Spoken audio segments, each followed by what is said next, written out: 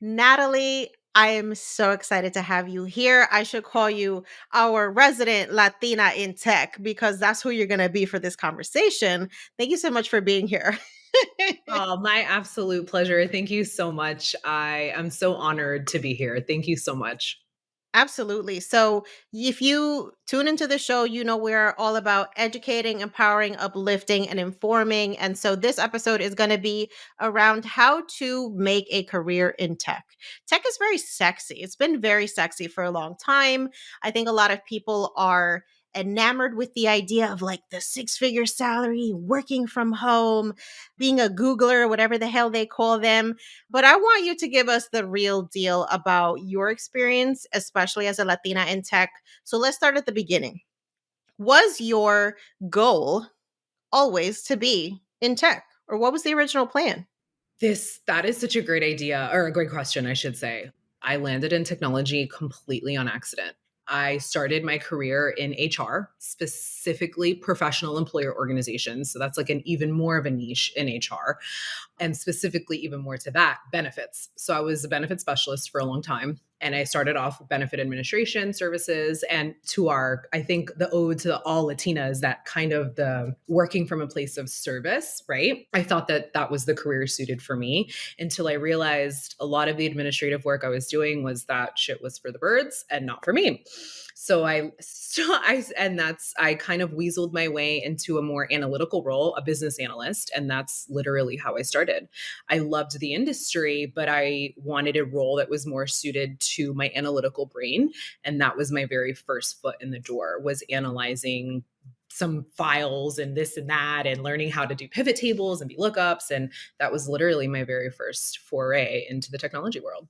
Okay. So I'm going to guess that you didn't have any family members who could like give you a leg up into this world, this corporate world.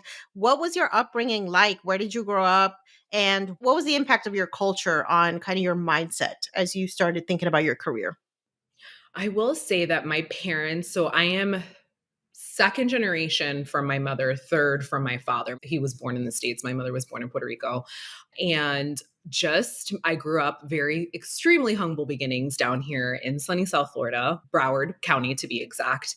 And I had no trust fund, we were pinching pennies, living paycheck to paycheck for a really long time. The one thing that my parents did do for the three of us was they worked themselves to the bone to make sure that we went to a private school.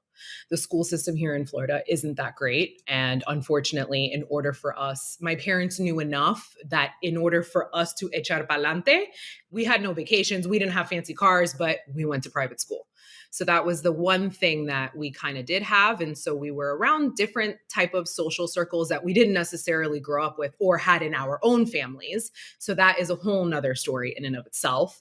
But at least my parents were able to do that. So I am very grateful. Yeah, yo, that sacrifice that our parents make to put us in positions where we can even think about, having careers in these big companies and starting businesses and doing all this stuff. It's honestly, I feel like why we strive to achieve so much. But then I think it's also contributes to a lot of the pressure that we feel to succeed. I'm curious if you felt any pressure to succeed as you were starting off your career. Like, how did that dictate your career moves and what you decided to do? I feel like a lot of the Latino, like all the methodologies of like work yourself into your dad, right? Like, you know what? I can't complain because look at how abuela had it, or look at how papi has it, or because mommy's working, two jobs, three jobs to send us, what we're doing. I just assumed being the good little girl was, working my 9 to 5 corporate life. Like I had no idea what was outside of any of this corporate life because according to my family, like I should have been grateful I made it, right? Like I made it. Look at all the sacrifices we did for you. Like you should be happy. You have a stable job. You have a stable career. Why do you always want something different? Or I always hear this. It's never enough for you, Natalie. And I used to think like, oh, well, shit, I guess maybe I'm the problem. Or people who I notice this now in my journey, I stopped taking advice from people who have never created or done anything remarkable in their lives ever. And for a long time, those are the sometimes the members of my family or just the peers I was around with in my normal career. And a lot of people that love me and I always thought had the best intentions were the ones who were holding me back the most. And it was also myself allowing that perpetual behavior to continue to happen. So I also take responsibility for that as well. But to your original question, no, I didn't really have.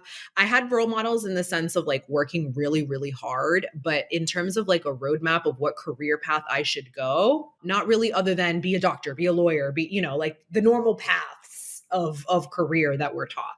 Absolutely. Oof, I really felt it when you said the people who sometimes are the closest to you can be your biggest obstacle. They can be the biggest critic.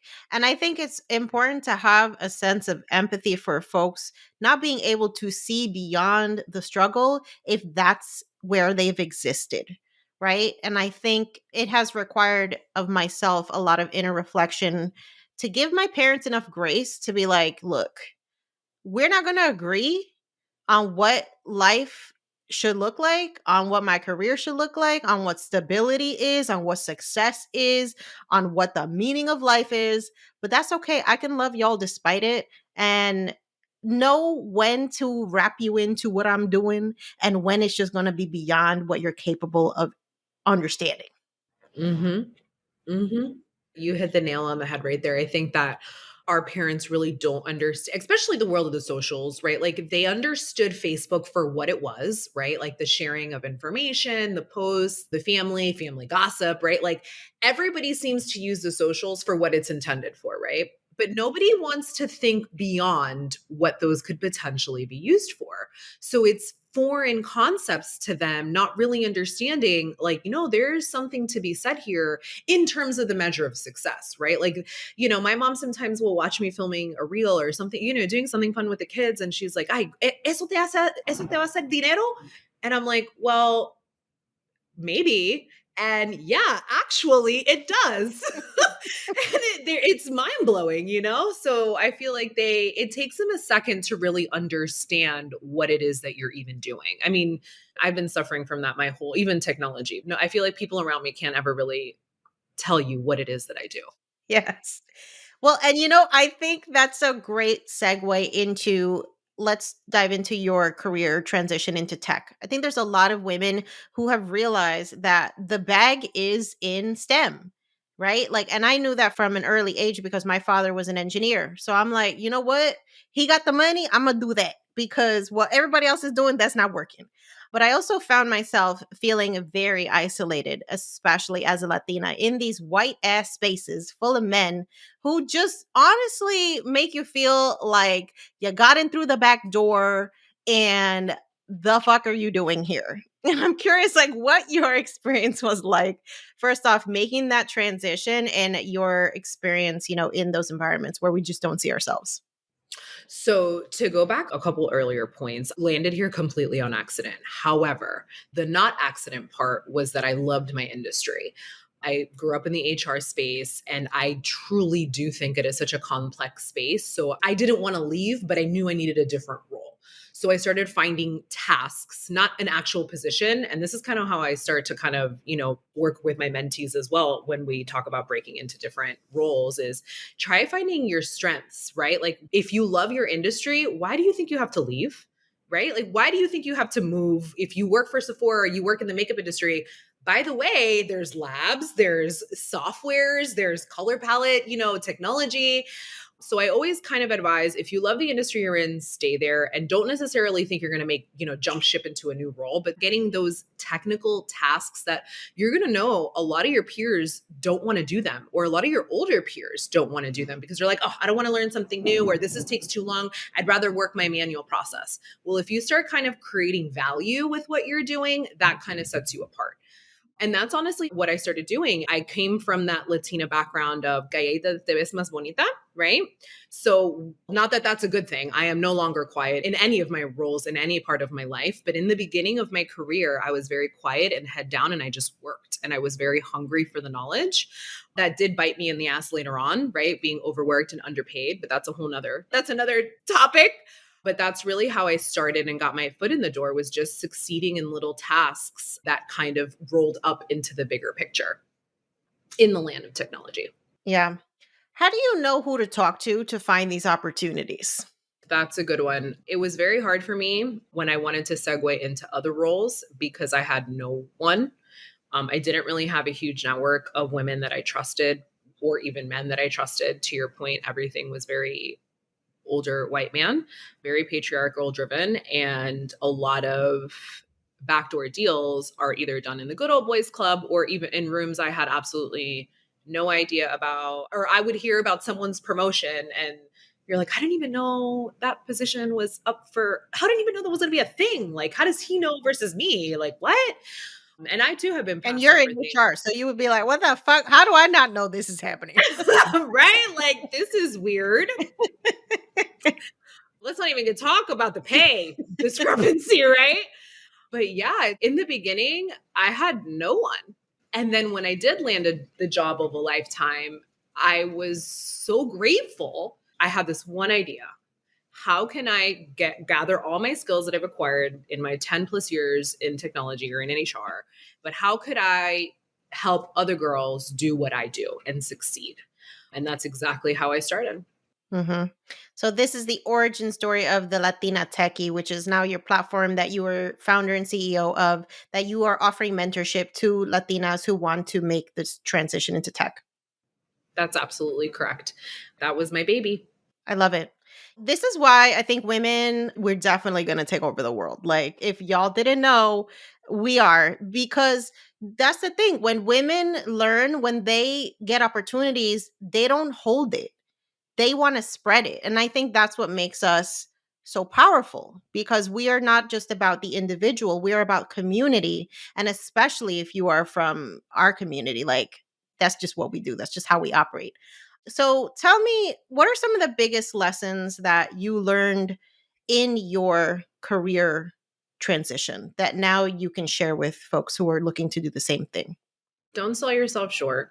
Number one, I think that women, time and time again, because I call it the Superman syndrome or the Superwoman syndrome, where it's you have society telling you, like, oh my gosh, that job is so, being a mom and being a career woman, everything is so hard, congrats. But nobody's ever really offering you help, right? Mhm. And that also kind of goes into the fact that women sell ourselves short because we think like, oh, we're supposed to be doing that. We're supposed to be suffering. We're supposed to be doing the most or the hardest thing. So by doing that, we diminish all the good things we've done, all the projects we've led, all the communications we've streamlined, all the processes we've streamlined, all the workflows that you've created solutions for, just communication barriers alone. I think that happens quite a bit where we sell ourselves short in just showing your worth and how valuable you are to your organization and to your own teammates. I would think that took me a second to realize that. Yeah, I think what happens for a lot of us is like we don't learn how to advocate for ourselves, which, especially if you're in a place that there's nobody like you. I mean, girl, you better get good at tooting your own horn, because ain't nobody else going to do it. Exactly. And that took me a second to like recalibrate my brain because I'm not shy, but I'm a techie too. So I'm kind of nerdy. I'm not super quiet, but I'm quiet. I like to be heads down, headphones in, working. But I do have a lot to say. I am Latina. I'm outspoken. I have ideas and thoughts and solutions. Like I've literally built my entire career on solutions. I'm a solutions architect. That's what I do at my core. So I think that when you sell yourself short, when you don't understand some of the big ticket items that you've provided to whatever role you're in, I think that when you do kind of flip the coin, it does really serve you very well. And stop lowballing yourselves, guys. Let's dive into that. Yeah, like, oh God, that happened to me twice. How did you find out? I will tell you the position I am in today. I do have a day job, a corporate 9 to 5. I work for ADP. I'm a senior product owner. I design product for the benefits side of the house. And when I signed my offer letter and I did my research, I asked around and I said, okay, I'm comfortable with this because it was a lot more money than what I was currently making. So I was like, okay, I didn't want to be greedy. And my mom had kind of put something in my head, like, don't be greedy and you're getting good money. And so I said, okay. The VP of product called me the next day to extend the offer. And he very kindly told me to never lowball myself again and was giving me an extra $10,000 than what I asked what proposed, and to never lowball myself ever again, that he had to put me up to par to the other product owners because of how much I had lowballed myself. And I was so fucking embarrassed. He is a good mentor of mine today, and we laugh about it today. And he was a white man. It meant the world to me because he really saw the potential that I had at the time. And he kind of threw me a lifeline and said, don't do that again. Mm, that's really powerful. Yeah. I think it's an important reminder that when you do find those folks who are like really about it, it's going to be very easy for you to see. I don't think you're going to ever encounter someone who's meant to be a mentor to you that's going to make it hard for you, that's going to try to put roadblocks in your way, that's going to give you excuses about why you're not ready. Like those are not the people. Let's talk to Latinas who right now are in traditional careers. Let's say the teachers, the nurses, the home care workers, the administrative assistants, customer service, people who cannot see how they could transition these skills into the tech world. Give us some examples. Let's say, like for a teacher, what could a teacher do with their skills to transition into tech?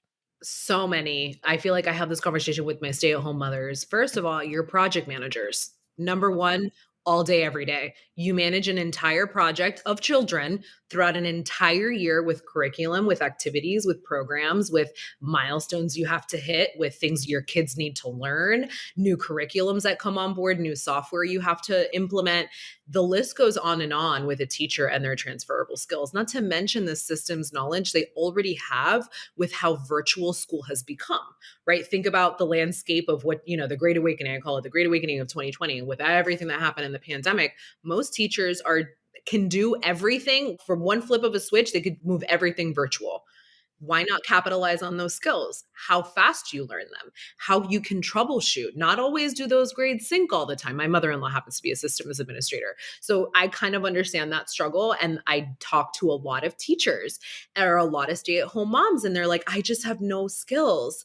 I'm like, well, first of all, stop that because you absolutely do. And let's take a second to put pen to paper and write all of those skills down. Like, think about a day in the life of a teacher, all the things that at the end of the day, from a project management perspective, not to mention troubleshooting skills.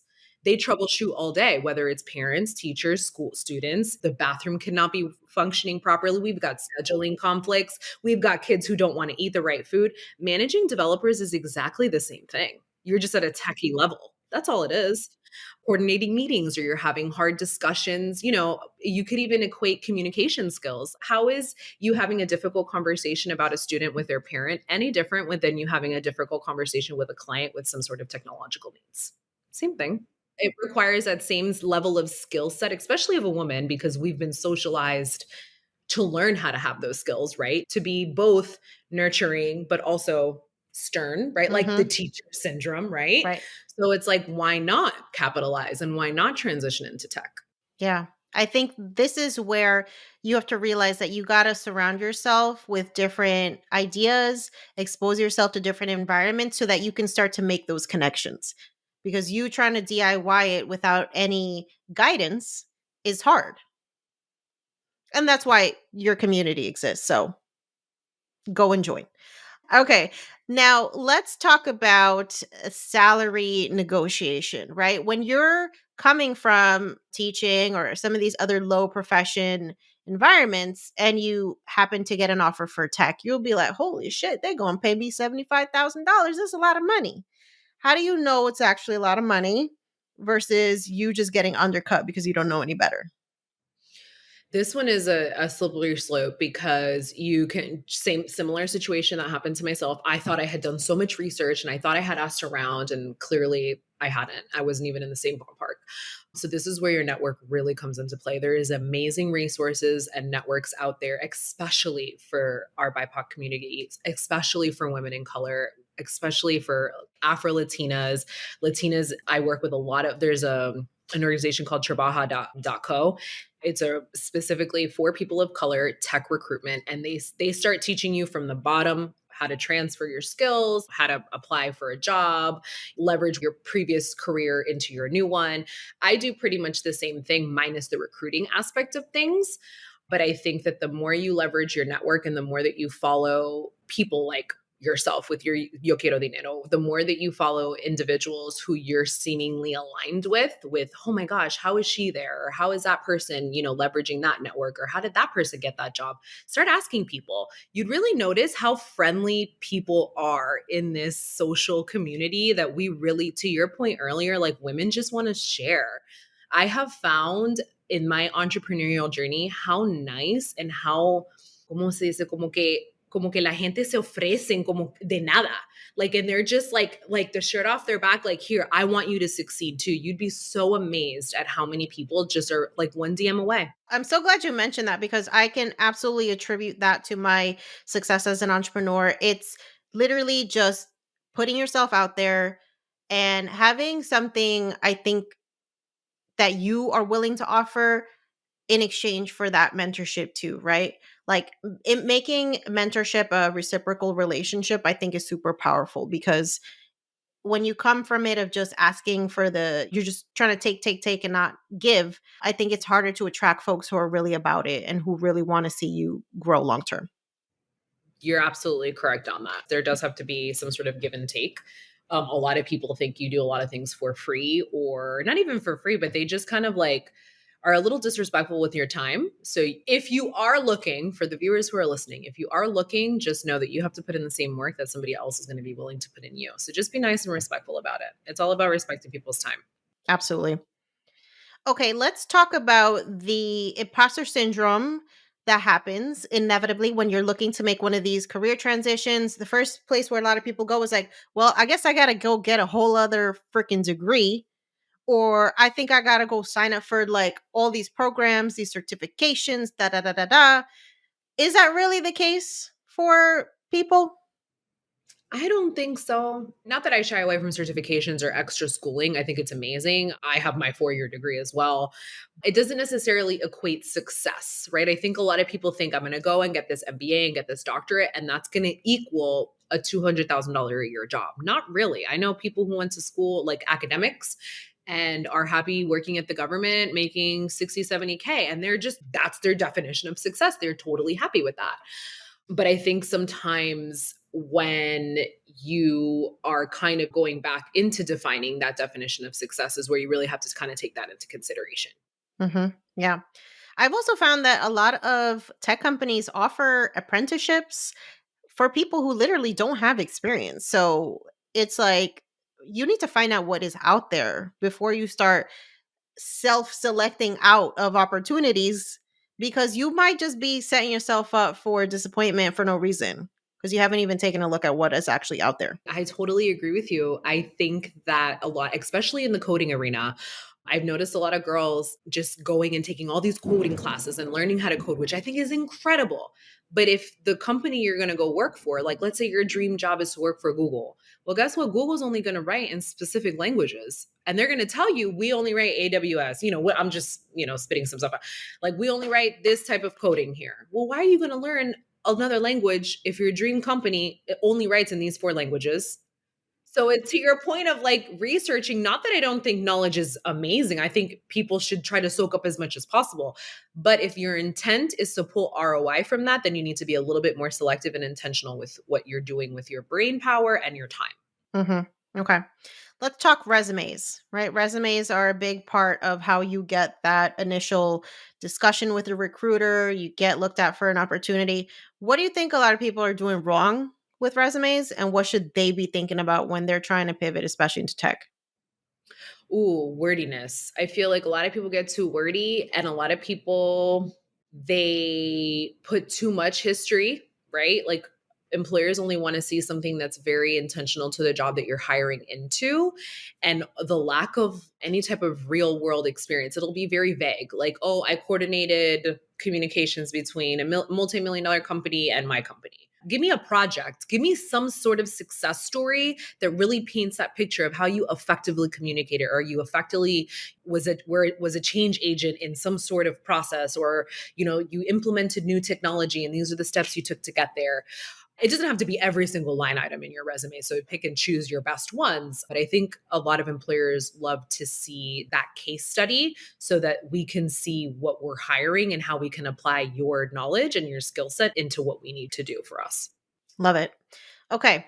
So I love the fact that you took your knowledge and turned it into now this mentorship program business that you're running called the Latina Techie. Tell me how it started, how it came to be, and how you have grown this to an amazing community that now is empowering us to see what's possible.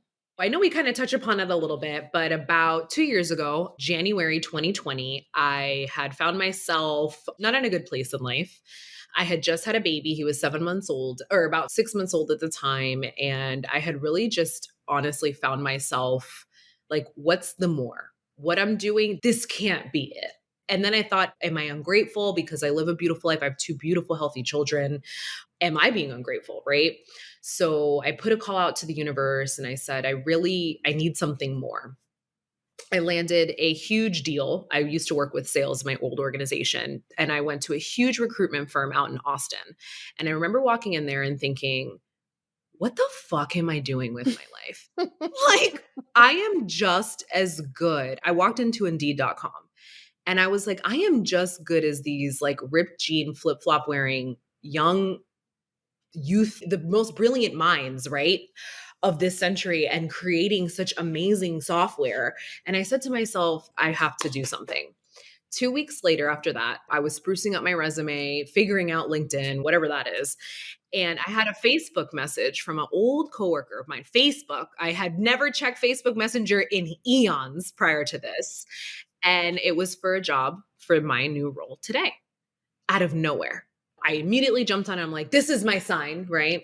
I land the job and it's right at the time of the pandemic. I quit my job and I landed this one. I thought, oh my God, I'm going to be without a job. Like, what am I going to do? The whole world is shut down. Sure enough, that's not what happened, right? That's not how it turned out. They honored the position, but I had no product experience at all. But I had tons of industry knowledge. So I found myself in a position where I was alone with two kids. My oldest was 3 and my little one was 7 months. And the idea was, oh, we'll hire this girl. She'll teach us the business. We'll teach her the product and we'll be great. Well, that's not what happened. So I had to learn this entire job by myself virtually. My boss wasn't so nice either, but whatever, you know me, I'm Latina. I will figure it out. This is the opportunity of a lifetime. And about 6 months in, I told myself, this can't be. I was back to the drawing board of like, this is not enough. Like, I'm alone here. I'm in an island of men and I hate that. But I'm so fucking lucky to have landed this job because it took my family to another level financially. And I just was so grateful. And I wanted to teach other girls to do what I do or get here. I don't know. I don't know. It was like this one crazy idea. I called my friend who's a business coach, who is now my business coach. And I called her with this crazy idea, like 2 o'clock in the morning. And I was like, am I crazy? She's like, no, you're not crazy. And that's how my entire platform was built, was unapologetically, how do I help my Latinas feel seen, heard, and empowered in STEM? That's how this entire thing started. Yo, those downloads from the universe are powerful AF. And I'm so glad that you listened because I think a lot of us shut off that voice. We shut off the desire for more because what you said, be grateful. You should be happy. This should be enough. Why do you need more? And it's like, yo, the paycheck will never replace the purpose. I'm going to say that again. The paycheck will never replace the purpose. Okay. So now you're doing both, which is the goal for so many. So, how does your organization help Latinas get into tech and navigate this space that is still very, very white male dominated? So I started off very simple, feet to pavement, like full blown grassroots movement, right? Like, how do I go to networking events? How do I meet people? I partnered with organizations like Latinas in Tech, Trabaja. I was already following certain people like yourself and the Queen of Confidence. And like, there was a lot of women who were not, you were already in your journeys, but it was very motivating and inspiring. Like, look at these Latinas. Like, we have so much to say and we're so funny and bright and beautiful and dynamic and like all these beautiful things and nobody knows about them. Same thing with STEM, in technology. And a lot of it from this grassroots movement, it was meeting a lot of just in the posts of, hey, I'm here too, or hey, this is what I do, or I launched Mentorship Mondays. I put out a reel or a IG video, I guess, every Monday with tips and tricks. And little by little, it was like, how can you help me? Or can you help me connect this dot? And that was little by little, like I would have, and not younger, just younger girls, but women my age or other mothers or women who are older. Like, seen you be uncomfortable and put yourself out there. Like, how can not do the same thing, but how can you help me? Or how can I get to that next step? And that's really all how it started. Like, word of mouth, a true grassroots movement. I've never bought any followers. I've never done any of that. Like, everything's been organic and authentic because that's what matters to me and my community. I feel like your community will know it if you're not authentic. So what's the point? Absolutely. That focus on service is what people can see through, right? Like what you can see when people are just out here trying to make a buck versus actually trying to change shit. And so the fact that you showed up with no pretense, with no expectation, with just a true desire to serve, I wish I could say it's more complicated than that, y'all, but it's not. Like that's how all of the people that you are inspired by, that's how we start. It's like, you know that something's got to change. You know that something, nobody's paying attention to this group of people. And if it's not going to be you, who's it going to be? I remember telling my sister and my mom, and not that my sister was totally on board because she's much younger than me. So they get the socials, right? But my mother, it took me doing my very first in person event for my mom to really see what I was doing and for her to really, like, really see it. And I think it was that happened the same thing for a few people in my life. It really just boils down to it. This is for the people. Like, this isn't even about me. This is so much bigger than me. Like, all I'm doing is showing up. And yeah, I came up with a catchy, the Latina Techie, but it was like, the idea is not for me to be the Latina Techie. The idea is for all of them to be the Latina Techie. I just happen to be the first. That's all. Like, that's it. I know. I feel like some people are like, "Oh, the Latina techie." I'm like, "No, no, no." Like, they're all the Latina techie. Like, that's how this is. It's not just me. This is way bigger than me. This is for my girls. I love it. So, what is your ultimate goal? Like, what do you want to see come from the work that you're doing? Oh, so more outreach in terms of youth, probably not even probably, but working with underserved communities by way of where girls are coming from orphanages, very, very, very like they've got nothing, no will to live. That's where I felt very strongly. I recently partnered with an organization called Orphan Starfish that helps girls that are aging out of an orphanage. They put programs in place to mitigate them from coming off of the street or going to the streets after they age out of their orphanages.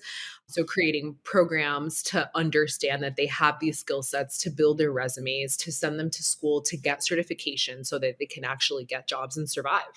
So, a lot of my outwork is gearing more towards that. I do partner with another organization called Code Art that helps the same, bit similar, but more specifically in helping girls all over the world code. And then from a Latina techie perspective, I've been building, not secretly, but very quietly, my consulting agency. Eventually, I want to be out of corporate altogether. And I always thought I would be this HR consultant because that's my niche, right? That's what I know. I know specifically PEO. And I always thought like that's what I would do. I would open a consulting firm. And then I realized, wait a second, girl, do you even love this? And while I do love it, I do love the complexities it gives me, but no, I love helping women more. And I have realized, the whole sell to the gap, I've realized that we have this entire underserved market of coming out of the great resignation, right? And the great awakening of 2020. We have all these women in startups, mompreneurs, women, women owned businesses that are all in startup mode that nobody is servicing them with their technology needs in any capacity. They either have to buy something off the shelf or it costs them millions of dollars to get something created proprietary for themselves. So I said, no, that's got to end. So I said, we're going to scratch the HR technology side of the house. I have had a great stint here. I had a 14, 15-year career in HR. I think that was great. Now it's time to move to my women owned businesses and startup capacity. And I am bridging their technology and operational efficiencies using technology. I am so here for this. If y'all don't know about the digital divide, it's real. You know, black and brown owned businesses are about 10 years behind where white owned businesses are from a technological standpoint, from a digital literacy standpoint. And so the more that people that we have really helping us live into what is the future of business. Like, we're going to make this wave of entrepreneurship sustainable and not be something that becomes obsolete because we just don't have the right skill sets to make this a long term thing. This is why I'm so digital entrepreneur focused too, because, you know, I think a lot of what we think of from the entrepreneurship lens in our community is still the mom and pop shops. It's the salons, the bodegas, you know, the working 14 hours a day at the restaurant that you own. Like, that's not the only move, y'all. There's so much potential out here to reach broader audiences for such a lower cost of operating your business, faster ways of doing things, improving the customer experience. Like, technology is the fucking future, and you got to get on that train now. Yup. I agree. I think that the quicker you get on the train, and it doesn't have to be, and I think that a lot of people think technology is intimidating. I don't think it's meant to intimidate. And that's where I put a spin, right? And a lot of us have to put a spin on things in terms of selling, but it's like, I'm not trying to sell you sexy technology. I'm trying to help you fix your life processes, especially for a mompreneur, right? Like, Yeah. I'm here simply to help you go to Tommy's soccer game at 4 p.m. and you're not dying with email invoices back here, or so that you can make it to your client meeting and you don't have to worry about scheduling this manually, or this not being integrated, or your POS system's not syncing properly, or my Shopify account's not working. Or how about, I want to build an app, but I don't know where to start. Okay, well, guess what? I have an agency that I work with that has a team of developers, and we can help build you something that's not going to break the bank. And I think that a lot of the times, these male dominated industries, it's like going to the mechanic, right? We don't necessarily, I don't like to go to the mechanic by No, myself. they see I you don't, as a woman and they're like, we're going to charge her 50% more because she don't know nothing. it's the same thing in technology. So I'm like, no, let me sit at the table because I know what things cost and I know what it takes to implement and I know what it takes to project manage things. And no, I'm not going to let somebody take one of my clients to the cleaners, if you will. And I'm there simply just to advocate. I tend to tell my clients, like, think of me as an extension of your leadership team that you one day will be able to afford. But right now, I'm going to be asking those C suite level questions that somebody that has just getting into business is not going to see, because they can't really see the forest from the trees. You can't run your business and then scale it at the same time. You can't do both, right? You of all people know that. I know, girl. I know. Very, very many long years I spent trying to do all the things. And then I was like, there has to be a better way. And there is, I promise. Natalie, this has been an amazing conversation. I want folks to find out so much more about you, what you do, how they can work with you, how they can become a part of the Latina Techie community. So let us know where we can find you and what you're working on. Ooh, so you guys can find me at thelatina.techie on Instagram. And then my website is www.thelatinatechie.com. You are feel free to hit any of those fancy radio buttons we have there to send me an email. Honestly, my DMs are always open. I feel like people think that we don't respond, right? But you respond. I We respond. respond, honey. We respond. We respond. Like, come to me, talk to me. My Calendly link is out there. Like, I am accessible. And in terms of what I'm working on next, speaking really to like the ode to my tribe and my community, I hosted my first in-person event in June. And I said to myself, okay, that was a week before school started. And that was amazing. It was my very first event and I had over 120 women there. I can't even believe I did that. And I said to myself, okay, Natalia, you're done for the summer, or you're going to work. I have clients that I'm working on, Latina Techie consulting clients and ADP work. So I have to head down work and I'm strategizing for what's next. And then what's interesting, I said I was taking the summer off and I've really kind of been for the community. I'm doing your podcast. I'm in, a girlfriend of mine is doing a commercial for her event coming up. So I'm going to be in that. I was in one of my girlfriend launched an online boutique last year. So I was in one of her newest campaigns. So I'm like, man, I said I was taking the summer off, but I've been for my people. So that's literally what I've been doing. I've just been for my community and just been head down working and strategizing my next move. So in August, you guys will see some new content. I am focusing a lot more on education, building my resources, building my libraries, building up my website to have a more resource tribal community where somebody can become a member and have all tons of free goodies at their disposal. So that's what I'm working on.